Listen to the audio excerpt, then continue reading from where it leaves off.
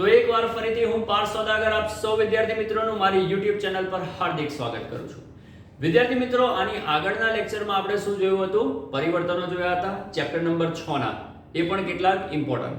અને જનરલી આ પરિવર્તનોના જેટલા પણ વિડીયોઝ હું બનાવીશ તેમાં તમારી એક્સરસાઇઝ એટલે કે સ્વાધ્યાયના મોટા ભાગના બધા પરિવર્તનો હું અહીંયા કવર કરી લેવાનો છું.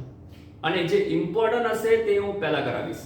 ઓકે, તો વિદ્યાર્થી મિત્રો, એ જે આપણી પરિવર્તનની સિરીઝ છે એની અંદર આજે આપણે બીજા કેટલા 4 થી 5 અગત્યના પરિવર્તનો જોવાના છે. તો વિદ્યાર્થી મિત્રો, સ્ટાર્ટ કરીએ છીએ આજનો લેક્ચર. ચાલો, આજનું વિદ્યાર્થી મિત્રો જે પહેલું પરિવર્તન છે તે છે બ્રોમોમિથેન માંથી પ્રોપેનોન. તો ચાલો, આપણું આજનું પહેલું પરિવર્તન, મતલબ આગળ યાદ કરો આપણે 6 પરિવર્તન જોઈ ગયેલા. તો જોવા જઈએ તો આ આપણું 7મું પરિવર્તન કહેવાશે, જે છે બ્રોમોમિથેન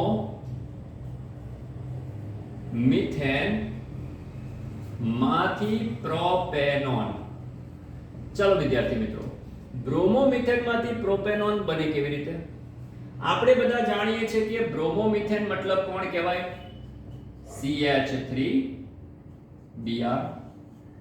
અને એમાંથી મારે બનાવવાનો કોને છે? પ્રોપેનોન. પ્રોપેનોન મતલબ CH3 C double bond O CH3.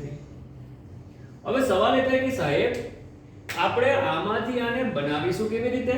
તો જો ભાઈ, પહેલા તો ચેક કર. આની પાસે એક કાર્બન છે, જ્યારે આની પાસે કેટલા કાર્બન છે ભાઈ? 3 કાર્બન છે. તો પહેલું તો મારે શું કરવું પડશે? આમાં કાર્બનની સંખ્યા વધારવી પડશે. તો વિદ્યાર્થી મિત્રો યાદ રાખજો, જ્યારે આવું કોઈ દિવસ તમને લોકોને સવાલ આવી જાય, આવી સિચ્યુએશન જ્યારે પણ આવી જાય, તો સૌથી પહેલું કામ તમારે શું કરવાનું? કાર્બનની સંખ્યા વધારવાની. અને વિદ્યાર્થી મિત્રો, હેલો આલ્કેન, એમાં કાર્બનની સંખ્યા જો વધારવી હોય ને તો તમારે એડ કરી દેવાનો કોને? KCN. KCN શું કામ કરશે? પોટેશિયમ Br ની સાથે ભાગી જશે, જેથી CH3 અને Cn ભેગા થઈને શું બની જશે? CH3Cn. ખ્યાલ છે ને? નાઇટ્રાઇલ કમ્પાઉન્ડ બની ગયું, નાઇટ્રાઇલ સંયોજન બની ગયું. તો ભાઈ આપણી પાસે એક કાર્બન હતો, આપણે કેટલા કાર્બન કરવા હતા? 3. જો ભાઈ 2 કાર્બન આવી ગયા. હજુ પણ એક કાર્બન ખૂટે છે, અને બીજું કે ઓક્સિજનને પણ લાવવાનો છે.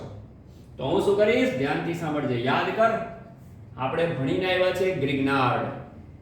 ગ્રિગ્નાર્ડ એટલે કોણ? RMGX. ભણ્યા છો ને? એમાં કામ કર, R ની જગ્યા પર તું CH3 લઈ લે અને X ની જગ્યા પર તું Cl લઈ લે. જેવી રીતે આની પ્રક્રિયા આની સાથે કરી એટલે શું થશે? આપણે બધા જાણીએ છીએ, આ 3 બંધમાંથી એક બંધ બ્રેક થઈ જશે. ખ્યાલ છે ને આટલું? તો ચાલો સ્ટાર્ટ કરો. જ્યારે આની પ્રક્રિયા આની સાથે કરશો તો તમને લોકોને જે પ્રોડક્ટ મળશે તે આવી મળશે.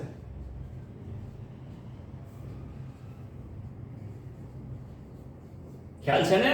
આપણે આગળ ભણીને આવ્યા છે કે ગ્રિગ્નાર્ડ કેવી રીતે થાય. શું કરવાનું?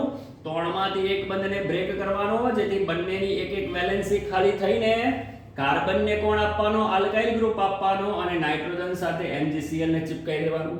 આપણે આગળ ભણીને આવ્યા છે થિયરીઓમાં. ખ્યાલ છે ને?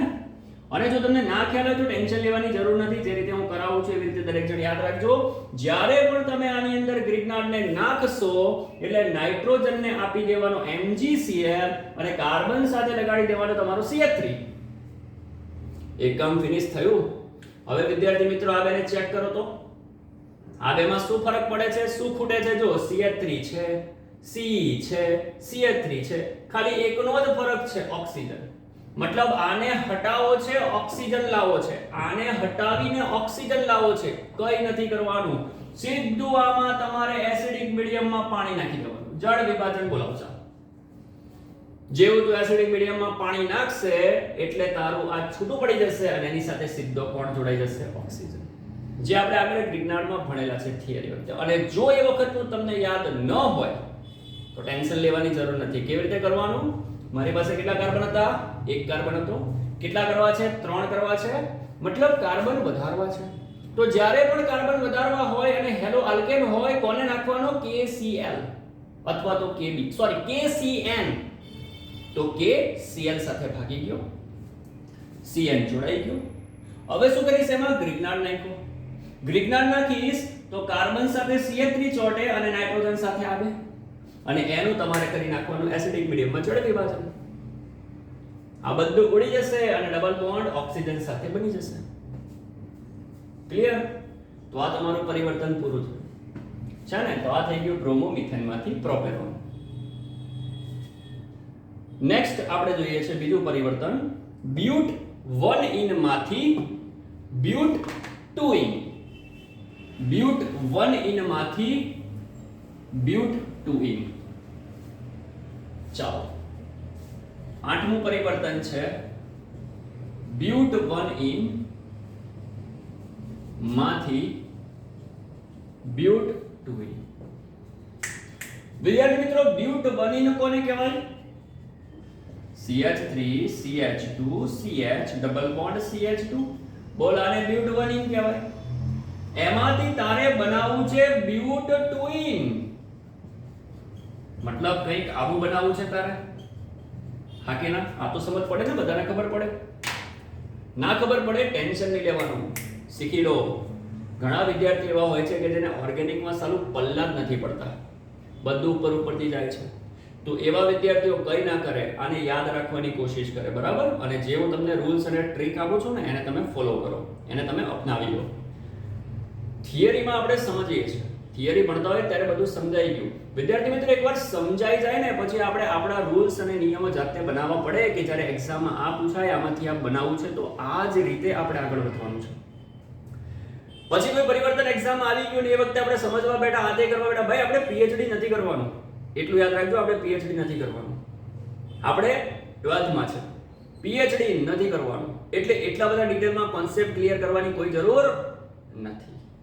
થિયરી ભણો ને ત્યારે થિયરીને સમજવાની છે, બરાબર? એકવાર સમજો, બે વાર સમજો, જેટલી સમજાય એટલું એની અંદર ઊંડા ઉતરવાની કોશિશ કરો. પણ ઘણા વિદ્યાર્થીઓ એવા પણ છે કે એટલું બધું ઊંડા ઉતરીને જાણે કે તે પીએચડી કરે છે. ભાઈ, એટલે બધું અંદર ઉતરવાની કઈ જરૂર નથી, બરાબર? સમજો. અને બીજી એક વસ્તુ, સાયન્સમાં કોઈ પણ ટોપિકની અંદર કોન્સેપ્ટ ટોટલી ક્લિયર થઈ શકે નહીં. કારણ કે સાયન્સ, જ્યારે તમને એમ લાગશે કે મેં આ ટોપિકને કમ્પ્લીટ સમજી નાખ્યો છે, તો ભાઈ નવા નવા ઇન્વેન્શન તેમાં પણ થતા હોય છે. ઇટ્સ ઓકે, પછી આના વિશે આપણે ચર્ચા કરીશું, પણ અત્યારે આ યાદ રાખો. ચાલો, આપણે આમાંથી આ બનાવવું છે, શું કરીશું? વિદ્યાર્થી મિત્રો, અહીંયા મારી પાસે ભાઈ જો આમાંથી આ બનાવવાનું છે, કશું નથી કરવાનું. ભાઈ જો આ જે ડબલ બંધ છે ને, દ્વિબંધ, એને અહીંયાથી અહીંયા લાવવાનો છે. જો આમાં શું ફરક છે? કોઈ ફરક નથી. જે તારો દ્વિબંધ છે ને અહીંયા, એને ઉંચકીને તારે અહીંયા લાવવાનો છે. વિદ્યાર્થી મિત્રો, જ્યારે પણ તમારે દ્વિબંધની પોઝિશન બદલવાની આવે તો સૌથી પહેલું કામ છે દ્વિબંધને ઉડાવો. સૌથી પહેલું સ્ટેપ તમારે દ્વિબંધને દૂર કરવો પડે. હવે વિદ્યાર્થી મિત્રો, દ્વિબંધને દૂર કરવાની બે મેથડ તમે લોકો જાણો છો. પહેલી કઈ? હાઇડ્રોજનેશન, મતલબ કે રિડક્શન ટાઈપ.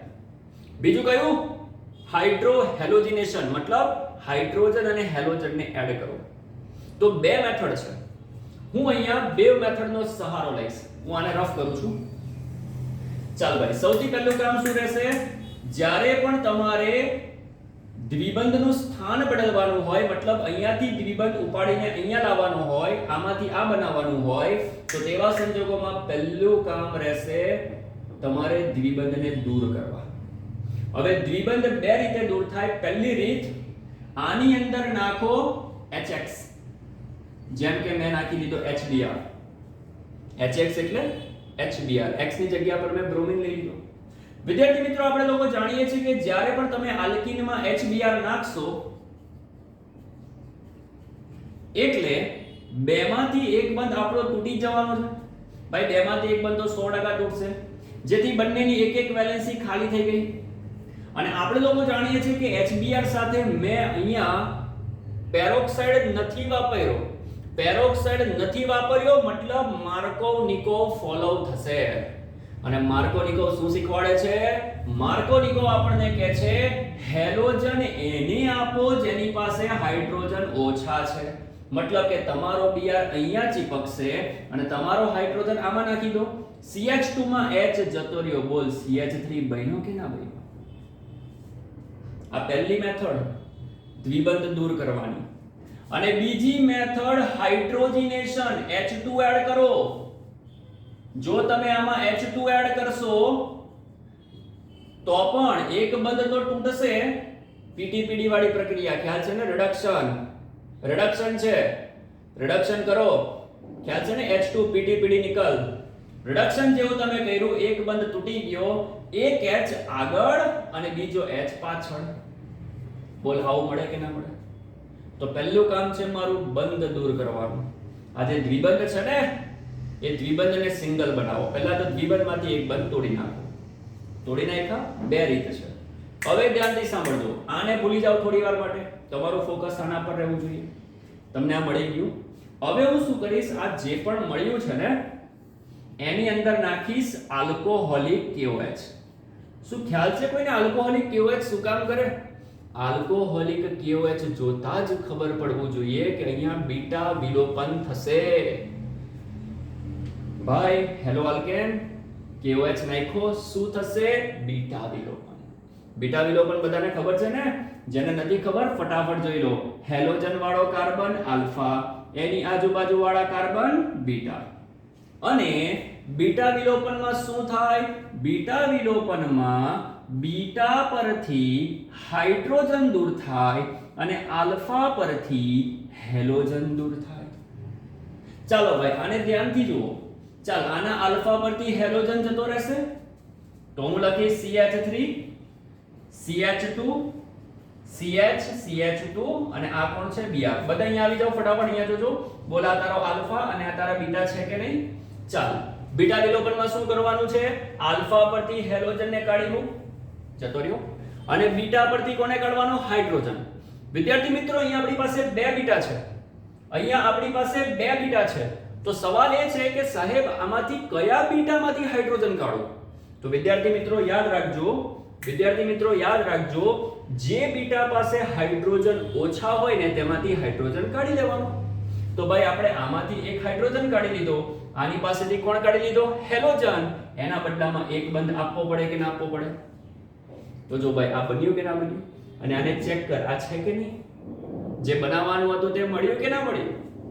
તો આ રીતે તમે લોકો 1 બ્યુટીનમાંથી 2 બ્યુટીન બનાવી શકો છો. પહેલા શું કરવાનું? આની અંદર નાખવાનું HBr. જેવું તમે HBr નાખશો એટલે શું થશે? માર્કો નિકો બ્રોમિન આને મળી ગયો, હાઇડ્રોજન આમાં જતો રહ્યો અને એની અંદર નાખી દીધું આલ્કોહોલિક KOH. જે બીટા વિલોપન કરાવશે ને મેં તમને રૂલ પણ આપ્યો. બીટા વિલોપનમાં યાદ રાખવાનું શું? આલ્ફા પરથી કાઢો હેલોજનને, બીટા પરથી કાઢો હાઇડ્રોજનને. અને જ્યારે બે બીટા હોય ને તો યાદ રાખજો, જે બીટા પાસે હાઇડ્રોજન ઓછા હોય તેમાંથી જ હાઇડ્રોજન કાઢવાનું. ફોર એક્ઝામ્પલ મારી પાસે બે બીટા હતા, આની પાસે હાઇડ્રોજન ઓછા છે ને તો હાઇડ્રોજન એમાંથી જ કાઢીશ. એક હાઇડ્રોજન અહીંયાથી ગયો, એક હેલોજન અહીંયાથી ગયો, જેના બદલામાં બની ગયા બે બંધ. હવે વિદ્યાર્થી મિત્રો આનું શું થશે? જો વિદ્યાર્થી મિત્રો આ જે મળ્યું ધ્યાનથી સાંભળજો. શા માટે? હવે તમારે યાદ રાખવાનું, જ્યારે પણ પરિવર્તન આવે ને તો તમારે લોકોએ આ વસ્તુ મોઢે કરવી પડશે કે સાહેબે કીધું કે જ્યારે તમારે દ્વિબંધની પોઝિશન બદલવી હોય, મતલબ કે જે દ્વિબંધ અહીંયા છે એને આગળ લઈ જવો હોય તો સાહેબે શું કીધું? શું યાદ રાખવાનું કીધું? પહેલા તો દ્વિબંધમાંથી એક બંધને તોડવો પડે. હવે દ્વિબંધમાંથી એક બંધને તોડવાની બે મેથડ છે, આ પહેલી અને આ બીજી. હવે તમારે યાદ રાખવાનું કે તમારે ક્યારે કઈ મેથડ વાપરવાની છે. જો આમાંથી આ બનાવ્યું હોત તો આ બનાવવું થોડું હાર્ડ પડે છે, એટલા માટે આપણે આને ફોલો કરી છે. સમજમાં આવ્યું ને? તો થોડી પ્રેક્ટિસ કરવી પડશે, વારંવાર પ્રેક્ટિસ. જેટલી વધારે પ્રેક્ટિસ એટલા તમે ઓર્ગેનિકમાં પાક્કા થશો. ઓકે, ચાલો ત્રીજું પરિવર્તન હવે આપણે જોવા જઈ રહ્યા છે, જે છે 1 ક્લોરોબ્યુટેનમાંથી n ઓક્ટેન. 1 ક્લોરોબ્યુટેનમાંથી n octane. આ તો બહુ વધારે ઈઝી લાગે છે. ચાલો કોણ કહેશે કેવી રીતે કરવાનું? 1 ક્લોરોબ્યુટેન માંથી n ઓક્ટેન. આ તો બહુ સિમ્પલ છે ભાઈ, બહુ સિમ્પલ. જો 1 ક્લોરોબ્યુટેન તું કોને કહીશ? CH3 CH2 CH2 CH2 Cl. બોલ આને તું 1 ક્લોરોબ્યુટેન કહેશે. એમાંથી તારે કોને બનાવવો છે? n octane. n ઓક્ટેન કોને કહેવાય? ચાલ લખાવો તો. CH3 CH2 CH2 CH2 CH2 CH2 CH2 CH3. બોલાને n octane કહેવાય કે ના કહેવાય? ચેક કર. આમાં નામાં શું ફરક છે? ભાઈ મારી પાસે 4 કાર્બન છે, પણ સામે તો ચેક કર 4 ને 4 8 કાર્બન કરવાના છે. અને બીજી એક વાત, ક્લોરીન ને દૂર કરવાનું છે. ક્લોરીન કશે પણ નથી. ચેક કર. તો સાહેબ આમાંથી આ કેવી રીતે બને? તો ભાઈ યાદ કરો, એક પ્રક્રિયા આપણે ભણી ગયા છે. શું? સમજ. આપણે ભણી ગયા છે ફિંકલસ્ટેઇન અને શ્વાર્ટ્ઝ. ફિંકલસ્ટેઇન અને શ્વાર્ટ્ઝ. શું ફિંકલસ્ટેઇન અને શ્વાર્ટ્ઝ? ના ભાઈ, ફિંકલસ્ટેઇન અને શ્વાર્ટ્ઝ તો ના આવે. અહીંયા કઈ પ્રક્રિયા થશે? યાદ કરો.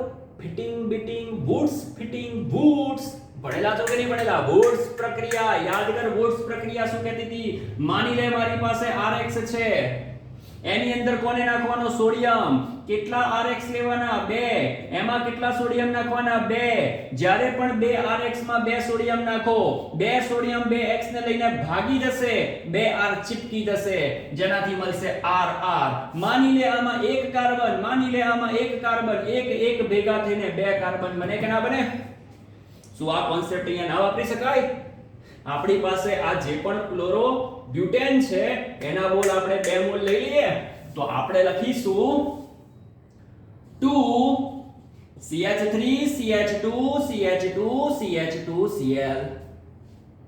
2 ક્લોરો બ્યુટેન લઈ લીધા. એમાં તું કોને એડ કરશે? સોડિયમ ને. કેટલા? 2 સોડિયમ અને 2 ક્લોરીન ભાગી ગયા, 2 NaCl. અને 4 દુ 8 કાર્બન એકબીજા સાથે જોડાઈને બની જશે CH3. મતલબ કે સીધું આ બની જશે. બોલ આવડે કે નહીં? તો અહીંયા મેં સહારો લીધો છે વુડ્સ ભાઈનો. પ્રક્રિયા ફરીથી એકવાર. RX RX Na ગયા, Cl ગયા, શું બની ગયું? RR. અહીંયા ખાલી એટલો ફરક છે કે R ની જગ્યા પર છે આપણું બ્યુટાઇલ સમૂહ. સમજમાં આવ્યું કે નહીં? તો પ્રક્રિયા તો બહુ ઈઝી છે. નેક્સ્ટ જોઈએ આપણે. લે આ બોર્ડમાં પૂછાયેલો છે જૂના સમયમાં બેન્ઝીન માંથી બાયફિનાઇલ. આને નોટ કરી લેજો. ચાલો, બેન્ઝીન માંથી બાયફિનાઇલ કેવી રીતે બને? બાય કામવાળી બાય નહીં, હા, બાયફિનાઇલ. કામવાળી બાય નહીં, બાયફિનાઇલ. તો આપણે બનાવવાનો છે બેન્ઝીન માંથી બાય, કામવાળી બાય નહીં, હા ભાઈ, બાયફિનાઇલ. ચાલો ભાઈ, બહુ ઈઝી છે, વધારે પડતું ઈઝી છે. बेंजीन कोने कहेवाय बे भाई? बेंजीन तो आने कहेवाय भाई. बेंजीन तो आने से कहेवाय ना भाई. इसी को बेंजीन बोलते हैं ना. बाइफिनाइल किसको बोलते हैं भाई? बाइफिनाइल इसको बोलते हैं. 2 बेंजीन ले लो, उसको चिपका दो. 2 बेंजीन લઈ લીધા, એને આપણે ચિપકાવી દઈએ. બોલ આને બાઇફિનાઇલ કહેવાય કે ના કહેવાય? જોયું છે ને? કસન કસે તો આ જોયું કે નહીં જોયું? બોલ, કસન કસે જોયું છે ને? આને જોતા ઘણા વિદ્યાર્થીઓના મગજમાં એક પ્રક્રિયા આવી ગઈ હશે. સાહેબ, અમે કસે આવું જોયું તું. સાહેબ, અમે છે ને એકવાર ક્લોરોબેન્ઝીનના 2 મોલ લીધા હતા અને એની અંદર સાહેબ 2 સોડિયમને નાખી દીધેલા. અને જ્યારે મેં આમાં 2 સોડિયમને નાખ્યા, 2 સોડિયમ 2 ક્લોરીનને લઈને ફરાર થઈ ગયા. સાહેબ, સોડિયમ ક્લોરીન સાથે ભાગી ગયા અને જે 2 બેન્ઝીનની રિંગ રહીને એકબીજા સાથે ચિપકી ગઈ. સાહેબ, અમે આ છઠ્ઠા ચેપ્ટરમાં પાછળના ટોપિકોમાં ભણ્યા હતા ને. Boards fitting. સાહેબ, ફિટિંગ છે તો ભાઈ ફિટિંગ જ કરવાનું છે. બાયફિનાઇલ બનાવવા માટે કોણ જોઈએ? ક્લોરોબેન્ઝીન જોઈએ. તો ભાઈ એક કામ કરને, તારો આ જે બેન્ઝીન છે ને એ બેન્ઝીનનું શું કરી નાખ? ક્લોરીનેશન. ક્લોરીનેશન કેવી રીતે થાય? In presence of Cl2 with FeCl3 નિર્જણ છે. બેન્ઝીનમાંથી ક્લોરોબેન્ઝીન, ક્લોરોબેન્ઝીનમાં સોડિયમ નાખો, ફટ લઈને તારો બાયફિનાઇલ મળી ગયો. છે કે નહીં? એકવાર ફટાફટ આને નોટ કરી દો. હજુ પણ બીજા ઇમ્પોર્ટન્ટ પરિવર્તનો સાથે હું તમને નેક્સ્ટ વિડિયોમાં મળીશ. વિદ્યાર્થી મિત્રો, યાદ રાખજો, ઓર્ગેનિક ઈઝી છે, બનાવવામાં આવેલું છે અઘરું, એને છે ઈઝી. રૂલ્સ આપણે બનાવીશું અને એકદમ ઈઝી અને સારામાં સારી મેથડથી, મજેદાર મેથડથી આપણે સોલ્વ કરવાની કોશિશ કરીશું. તો વિડીયોને લાઈક કરજો, શેર કરજો. મળીએ છે નેક્સ્ટ વિડીયોની અંદર. Thank you.